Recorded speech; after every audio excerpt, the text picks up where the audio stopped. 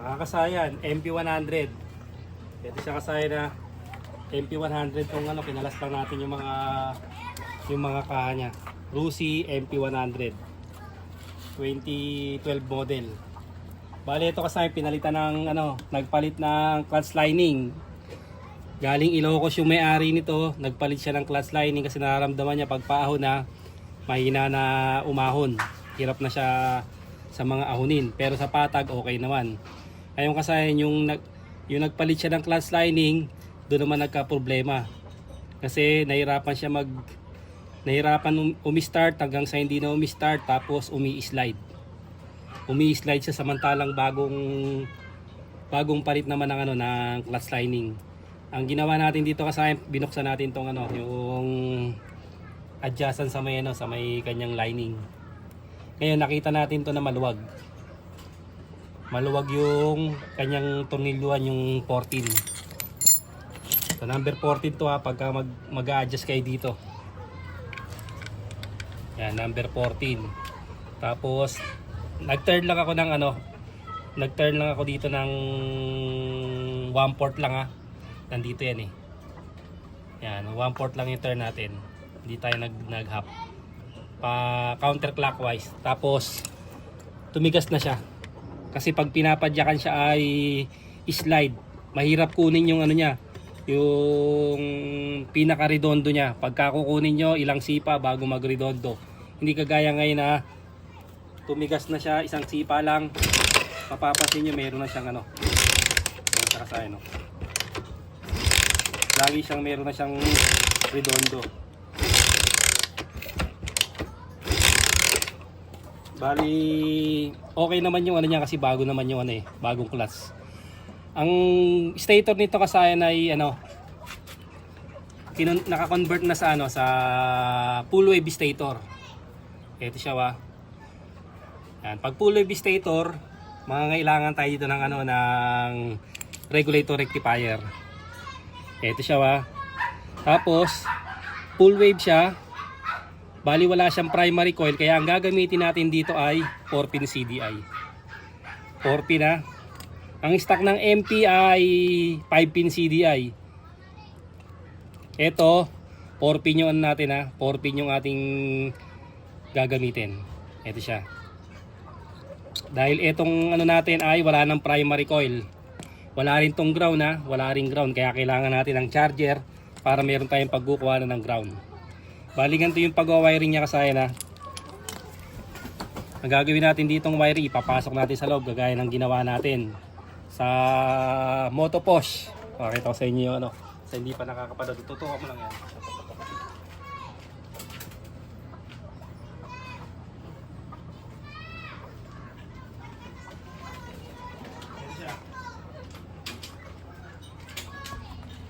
Kasaya na may video na tayo nito, yung isang skeleton natin, pero ito primary type ha. Primary type. Nilagay lang natin sa loob yung kanyang regulator rectifier, tapos yung CDI at saka yung ano, ignition coil. Bali ito ay 5-pin pa to. Ayun siya kasayang 5-pin. Yun naman gagawin natin ay 4-pin. 4-pin CDI naman tayo. Balikin tayo rito.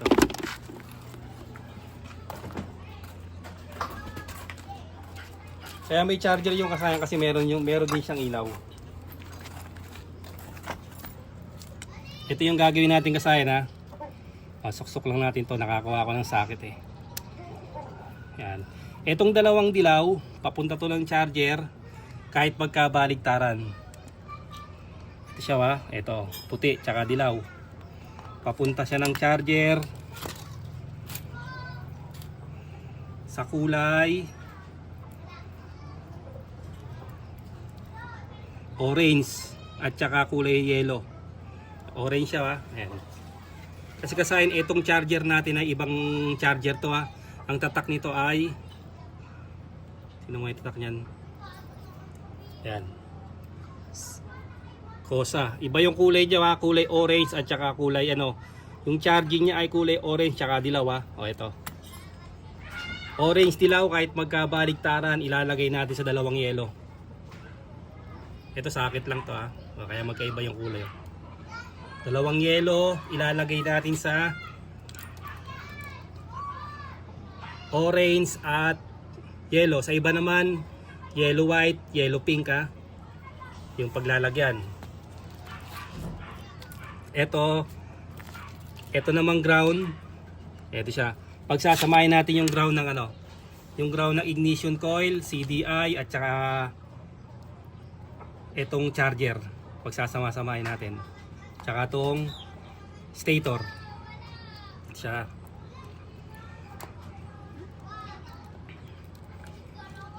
Ayan. Float na siya kasi full wave na. Ground ng stator, ilalagay natin sa ground ng yung ground ng ito wala tayong makukuha ang body ground kasi full wave to floated yung ground nito. Ang kukuha na ng ground nito, ito. Tignan nyo mabuti ka sa akin ito.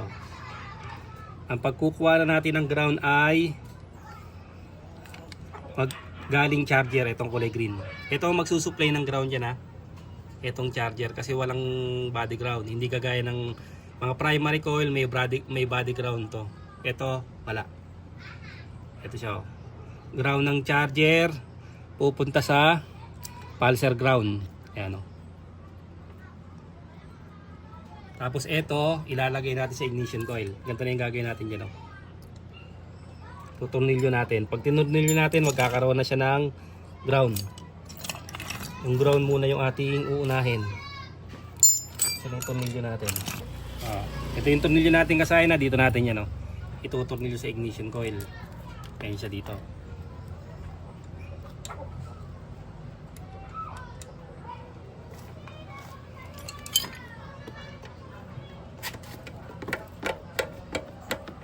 Ito yung ground ng ignition coil, kukuha siya rito. Sa ground din ng kukuha, sa ground din ng regulator rectifier.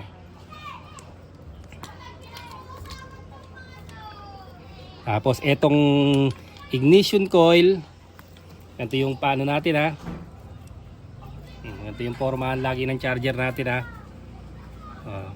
ignition coil tayo. Ito siya.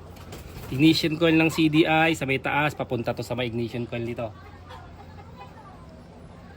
Ayan ignition coil, papunta to sa may ignition coil ng CDI, nasa kanan yung forma niya. Tapos ilagay na natin yung ground Ayan siya Tapos etong pulsar, pupunta sa pulsar ng stator. Ayan siya Pulsar ng stator natin ay blue white. Sasaya Tapos etong ground ng stator pupunta rin sa may regulator. Magsasama-sama sa may regulator Magsasama-sama sa regulator kasi doon tayo kukuha ng ground. Sa regulator rectifier.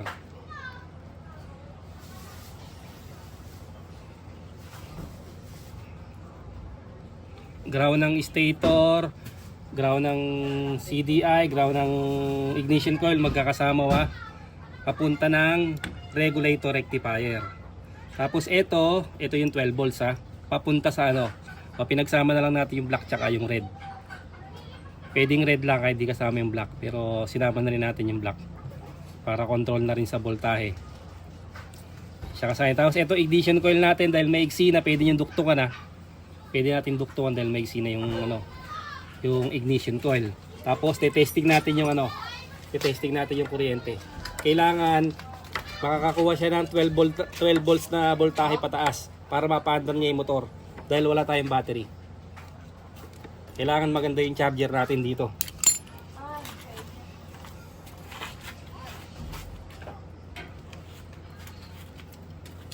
Lagay natin sa ground.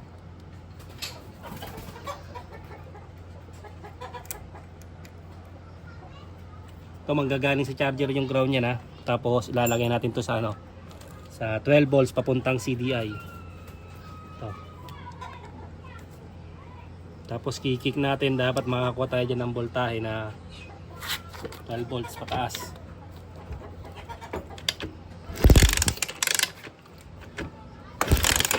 Okay, 13. Kita ba dyan? Baliktad yata ang 11. Okay, 12.5. 13.1. 14.4. Okay kasi nakakuha tayo ng ano ha. Ng charging. Ngayon lalagay na siya natin. Siyempre kailangan natin ng gas. Gas dito. Sabihin pagka ganong nagkaroon na ng kuryente, may pag-asa na tayo dyan.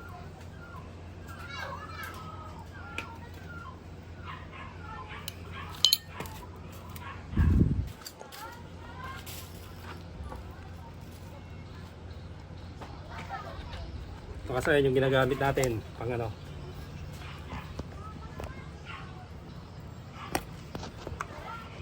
Uy, matigas.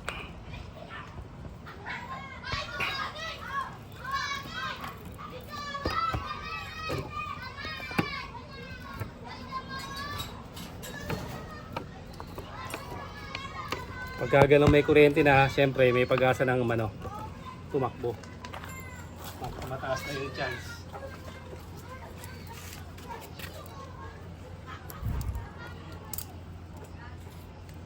Try na natin.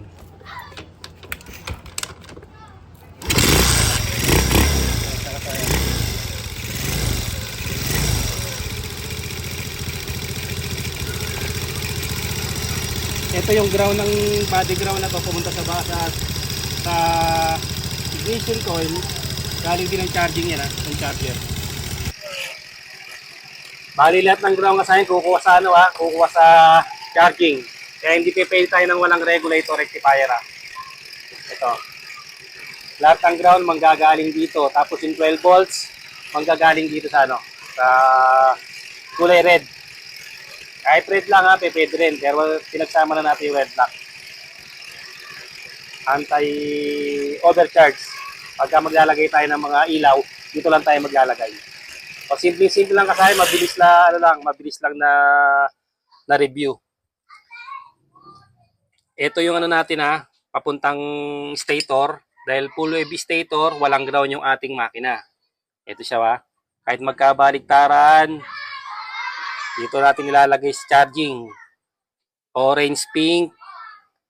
Tapos orange pink, orange yellow, yellow pink, yellow white. Kahit anong kulay ng ano nyo, ng charger nyo Tapos yung ground magkakasama, ground ng ignition coil, ground ng CDI, ground ng stator at saka ground ng ating ng regulator rectifier magkakasama. Tapos yung 12 volts dito kukuha sa red ng ating ng ating regulator rectifier. Kaya dito kukuha to ng importante itong regulator rectifier natin dahil dito tayo kukuha ng negative at dito tayo kukuha ng positive. Pagka full wave ang ating stator. Kasi meron na tayong stator na na hindi full wave. Yun nga yung moto natin, yung moto push natin. Moto push 110 na may ilaw. Ngayon kakabitan din natin ng ilaw to. Mini driving light ang ilalagay natin dito, yung 4 mode. Para meron din siyang ilaw kahit wala siyang battery. Shoutout nga pala kay paring Jimwell Galuyo ng Tikay, Malolos, Bulacan. Nandito na lang mga kasayan. Salamat sa panonood.